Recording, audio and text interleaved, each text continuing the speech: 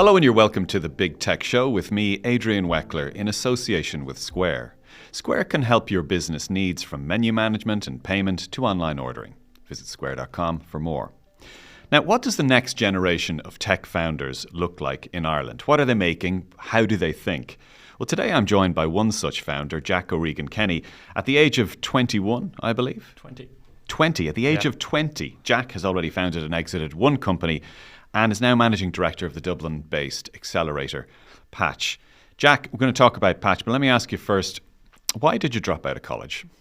I dropped out of college mainly because I was working on a startup at the time called Mirror. I was taking part in New Frontiers, actually the Enterprise Ireland program at my college. Yeah. And I felt like a lot of the work I was doing in college would have been learnings that I was like, we were building touchscreen mirrors. This was manufacture and I was studying mechatronic engineering. And a lot of what I was learning in college, I'd learned maybe weeks or months prior.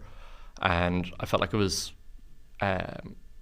quite slow, and that I'd probably be better off focusing on Mirror full time and revisiting college later if I wanted. We'll talk about Mirror in a second, but we had another young entrepreneur on this podcast a while ago, Greg Tarr, who won the BT Young Scientists competition. He now runs an AI firm, Infrex. I believe he's a pal of yours.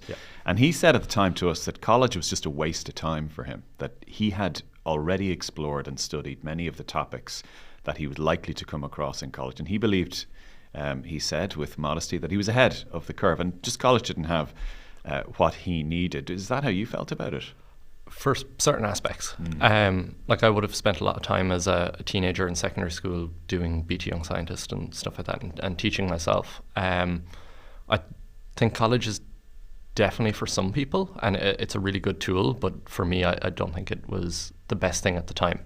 And where were you? What course did you do? So I did mechatronic engineering in TU Dublin. I was on the Blanchardstown campus. Like it just wasn't for me. I'm sure if I did something outside of what I was working on, I probably would have stuck it out because it was different. It just felt like I was doing a 9 to 5 and of college and then doing a 9 to 5 of a startup that's the same thing. Just before we move on to this stuff, you hear a lot of talk about colleges and universities and which one you should go to and the value of degrees and network. Is it the same here in Ireland as it is in, say, the States, where everybody talks about MIT and Stanford and there's a hierarchy? Does it matter in Ireland if you're in tech or you want to become a founder or you want to get into engineering? Does it matter which college you go to here? I don't think so particularly. I don't think it's an indicator in tech and specifically like the area I'd be in with like software engineering and hardware engineering. I think in Ireland for that course it's pretty, or that discipline, it's pretty agnostic. Like I've met people who've gone to, you know, MTU that are as good as Trinity or TU Dublin or UCD or, you know, you name it. So the value of the course is in, say, what we think of as a really prestigious university like Trinity or maybe UCD and other universities. In the industry, it may not be regarded as such. I think it depends on who's employing you, but I think in terms of like the actual quality of work outputted, because it's these courses are output focused as opposed in terms of like tangible work as opposed to say academic work. It's a very employable role. And maybe your employer is biased, but in terms of like your actual ability, I don't think it differs too much. And it can depend on the actual discipline as well, doesn't it? And like software engineering, if you can come out and you're able to code, doesn't matter where that's from, as long as you can code. Now let's just take a step back. What gave you the idea first to get into tech or to start making things or creating things? I'd say it was a combination of between my dad, who's a plumber. I helped him out when I was young, and like I liked working with my hands, so that definitely gave me like the hardware interest and like building physical things. Hold on, so you're excavating a toilet, and you're thinking, I know, software. Not really. I think that kind of led to my like hardware. So like even though I do a lot in software, I'd say like hardware and building physical products and things would be my baby. Like I love it, and even though I'm not working on it now, my hobby is building things. I think that's where that came from, like, you know, knocking out toilets or lagging So pipe. what was the first thing? How did that first manifest itself? What was the first tangible thing that you made? I think that in combination with my interest in like Minecraft and like programming Minecraft mods led to me building, distance sensors and like bins that open themselves in Coder Dojo. I went to the local one in Mullingar, and through there I kind of found like a small tribe of 5 or 6 people that I really like building things with. What's a bin that opens itself? Basically, you walk up to the bin. Oh, with the sensor. Yeah, it just detects how close you are and it opens itself. I think I used to see a few of those around in Dublin. Yeah, you can buy them, but I wanted to make one for my bedroom. It never worked, but And then you got into the Young Scientists, right? Yeah, so I went into secondary school with an idea for a anti-bullying app called I Spy, and that was pretty fun to build. It was at the time there were loads of anti-bullying apps that monitor what kids do on their phones, but they kind of tell you everything. They tell the parents everything. So I could be looking up how to make sourdough, and my parents will get informed. So we built like an AI model that scans your screen and only sends inappropriate things that you do to your parents. All my friends hated me for it because Did anyone use it? Not really. Like we got way too much into the technical side. Like I was 13 at the time, but me and 2 of my friends, Sean Murphy and Jack Hand, we got really into the technical side and like trying to patent it, and kind of forgot to talk to users and see if people actually wanted it. But it was great fun. We did reasonably well at BT and went on to win awards at the Student Enterprise Awards. Wow. So I'm not sure if you could make an app called I Spy now and mightn't have the same resonance. Yeah, no, there were definitely a few issues with that. And then tell me about the story of Mur. So you alluded to that a little bit earlier on. It's basically what? Like a mirror that you can watch Netflix on? Yeah, essentially. It's like if you've ever seen like the first Iron Man movie where he has these screens, like this glass window that he opens the screen on. It's like that except reflective. So like it was originally built for makeup applications, so you could watch a makeup tutorial beside your reflection. Eventually we kind of realized, selling to consumers wasn't the best thing and moved towards smart home. But it started as that when I was about 16. I came up with piece of tech, and through the Student Enterprise Awards again, actually, got in contact with local enterprise offices and went towards patenting that, and ended up winning Best Commercial something at the awards. And what happened to that? So that actually took part in Patch. I worked on that for quite some time, took on a co-founder at Patch. Which we'll come to. That's the accelerator. Yeah, we'll come to Patch. And did it ever launch commercially? So we had some testing and a little bit of commercial, but never anything big. Like we were very unfortunate with COVID and the chip shortage at the time. So even though we had like a product ready to go and we had a wait list with loads of people ready to buy it, all the chips we wanted to put in it were going, like I'd say we spent a year just trying to source chips. We talked to people like Ben Harris from Fresco and stuff like that. Anyone, PwC. We talked to PCH as well, like anyone we could. We ended up like resorting to BMW, like the infotainment chips, and even then we couldn't really scale that. So I think for the time, for like 2 19-year-olds, I don't think it was the right time. We probably could have continued a bit further, but trying to get chips in the middle of COVID was just not happening. So that's what might have been. And then tell me about the story of VCHunt. What was that, or was it? What is it? VCHunt was a venture capital, well, still is a venture capital data aggregation platform. It was sort of a kind of break from Mirror for me. I was doing ridiculous hour weeks that as a teenager that I've learned. What's a ridiculous hour week? 120 plus hour. 120 hours? Yeah. Again, chip shortage, just trying to keep existing customers going, so as that's well as 16 hours a day? Yeah. 17 hours a day? Roughly. How can you actually physically do that?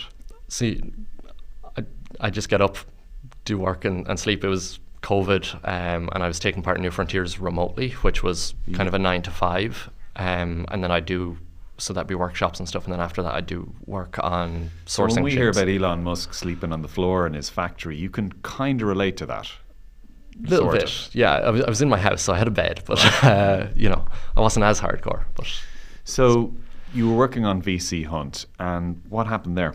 yeah, so VCHunt, I only worked on it for a couple of weeks. I took a break from Mirror, decided to do some software as opposed to trying to find parts. And after I built a platform that essentially looks at what venture capitalists invest in and then compares it to their portfolio.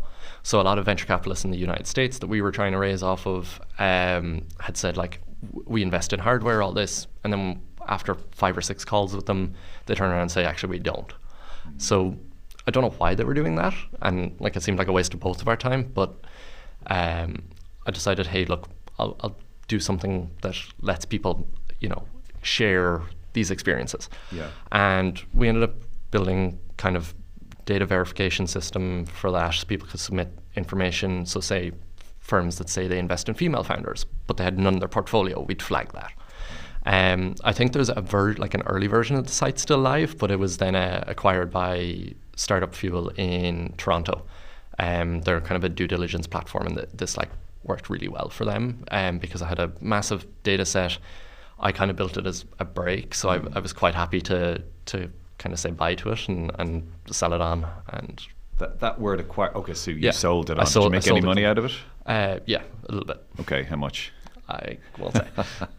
Because the word acquired is a funny one. It's often used in the world that I cover, but sometimes it can merely mean that the people who were working on the startup go to work for the company who acquired them. Sometimes it can be a bailout. Yeah. But you actually made some money out of it. Yeah, like it was a cash exit. There was no, I didn't work for them after. It was I owned the project for 3 weeks. It wasn't incorporated at that stage. So it just made sense. I needed to go back to Mirror. And even though we had kind of like monetization and all this built, we only had a little bit of traction on Twitter in kind of like the 3 or 4 days up before we got the offer. And I saw it and I was like, well, I'm giving this up in a couple of days, so I might as well take it. Yeah, fantastic. What happened then? What did you do after VCHunt? So I went back to Mirror. I continued working on Mirror and up until kind of early 2022. That's when we realized, hey, look, we're coming out of COVID and it's going to take ages for this chip thing to repair. We can wrap it up now and always come back to it. There's like the patents are still there. There's the only thing we're kind of losing out on is customers in the meantime. But from there, I went to Dogpatch Labs, where I'd taken part in Patch and became kind of an associate. So they're equivalent of an intern for tech on the NDRC accelerator. This is, most of our listeners will know what Dogpatch Labs is. For those who don't, it's a working space, got a whole lot of stuff going on there on the docks in the CHQ building. Quite a big space now, actually. Yeah, it's a pretty big space, and we run the NDRC as well, which is Ireland's national kind of accelerator. They also have earlier stage support, but I started as a technical associate on the accelerator, and then after that moved into kind of their engineer in residence role up until November 2021. So kind of in that role I was just and building that brings internal us almost tech. up to your current role in Patch. But just before we get there, did you find all of this harder to do starting outside of Dublin? Because you grew up in Mullingar, right? Yeah, so I grew up in Mullingar and it was definitely awkward. I wouldn't say it was harder to do. Like I had great resources to pull from in Mullingar, like the likes of Robotics and Drives, our Coder Dojo, Irish manufacturing research. Like there's great kind of industrial stuff in Mullingar, but the startup scene wasn't there.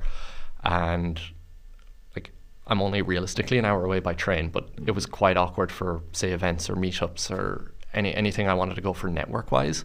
Like I was an hour away. The last train is at 9 o'clock. A lot of these events run into the evenings. So I did have to, and I still live in Mullingar. So I still do miss quite a few bits. Hopefully moving up soon, but I would say it didn't inhibit me, but it did make it a bit awkward, and I had to plan a lot of my social life around it. But are you naturally somebody who likes to be busy? I'm thinking of your 16-hour work days. I'm thinking of going from company to company, and then you kind of negotiate your way into Dogpatch, into Patch. you've something on the go the whole time. Is that your personality? Yeah, like 2 weeks ago, when I was first meant to be on this, I concussed myself and had to take a bit off work, and even then I was antsy, just had to be doing something. Why do you think that is? No idea. Boredom, maybe. Some people can be bored and just watch Netflix all day, but you kind of have to be doing something. Yeah, I like being somewhat active. Is that important if you want to be in the field that you're in? If you want to be a founder, if you want to make something, if you want to try and create a startup, you want to be on top of it, you want to organize details, do you have to have a bit of that personality in you?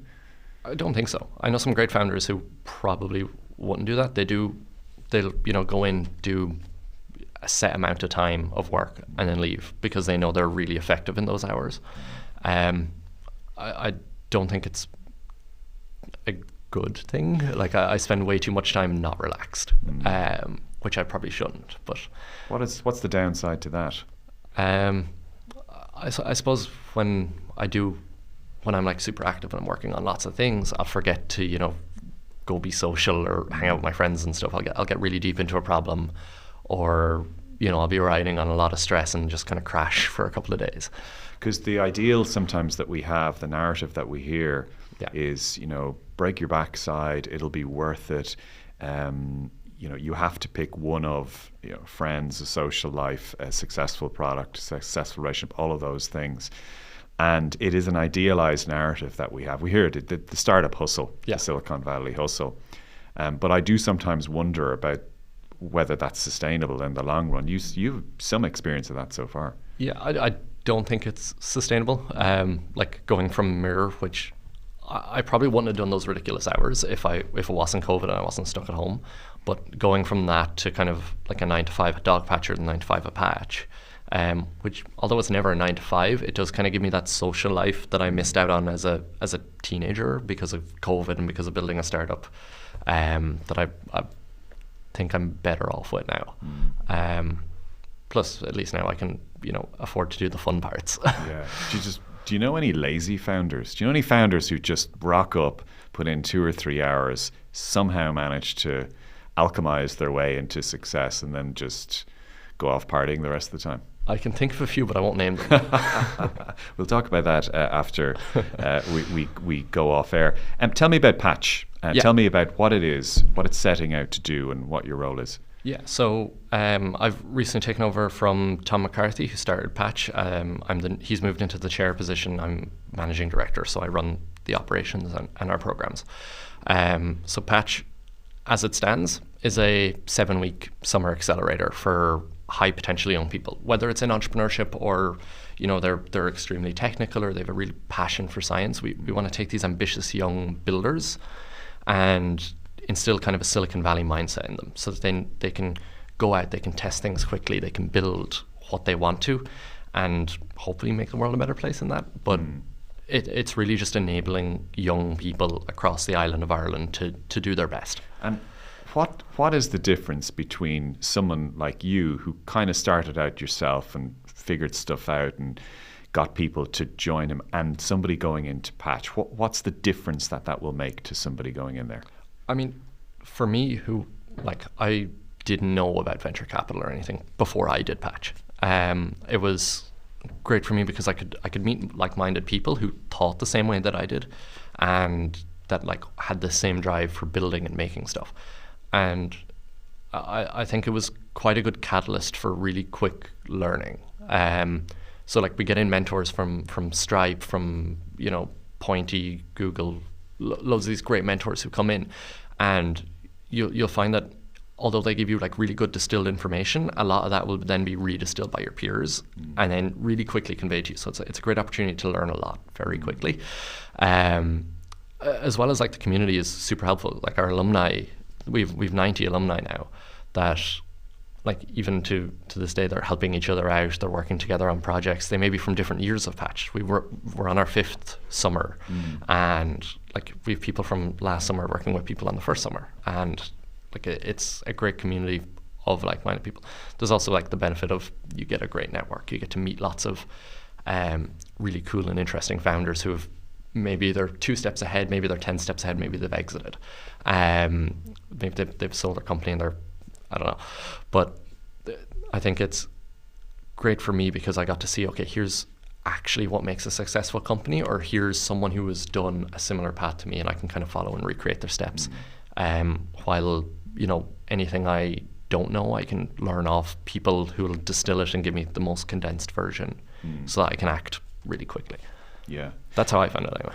Yeah, and are people conscious when they go in, young people, that a lot of the mentors that they might be working with, maybe some VCs, maybe people in companies who are always looking around for new investment opportunities, there is that possibility, isn't there, always outside possibility that it can lead to some sort of more meaningful commercial engagement? Yeah, I don't think we've had any notable to date, but it's always there. There's great people want to help great people, or actually even if we take away from great, ambitious people kind of see ambition in other people and really want to help them. And like we're entirely non-profit. We're based off ambitious people wanting to help others. Yes. So I'd say there's always opportunity for that, or even, you know, hiring, or like I'm a reasonable example at that because like I got hired by Dogpatch, who my mentor when I was in Patch was from Dogpatch. So there is. You joined the house. You became the man. You know. Yeah. Not just benefiting from the institution, but with all the tech chaos that we've been seeing over the last few months, and I've covered a lot of it, layoffs and insecurity about some of the companies. Do you think there'll be less interest among younger people and students, say, for example, looking at their CAO options, planning their future? Just sometimes they can be very marginal decisions. Sometimes it's a parental thing. It used to be a lawyer and a doctor 10, 20 years ago, maybe an accountant. The last 5, 10 years, it has become the engineer, software, tech among the chattering middle classes. Do you think a career in tech is still that? Do you think it will still be as attractive to younger people when considering this, maybe doing their CEO? I think it's still useful. I don't know if young people will see the attraction, but to me, like a lot of engineers that I would have spoken to before I went into college left their degrees and went into finance. I think they're very versatile kind of sectors in that you learn all the maths that you probably can apply in finance or quantitative finance. How are they doing? They're pretty well. Do they enjoy it? No, I mean, I'm sure they're making loads of money. Yeah. Do they enjoy it? I think so, yeah. They're living their life, and, you know, anytime I see them on Instagram, they boring? it's not, well, some of them are, but others are like, you know, they're enjoying their quantitative finance lifestyle. Their Instagrams are all, you know, sunny islands and stuff like that. And then, you know, other weeks they're building stuff. So that they're still using their degree and they're still finding the fun in it. But I think as a whole, I don't think the recent things should deter people. I think like the layoffs and such, there's great people to hire. So if you want to start something, as unfortunate as it is, there are more opportunities to hire really great people.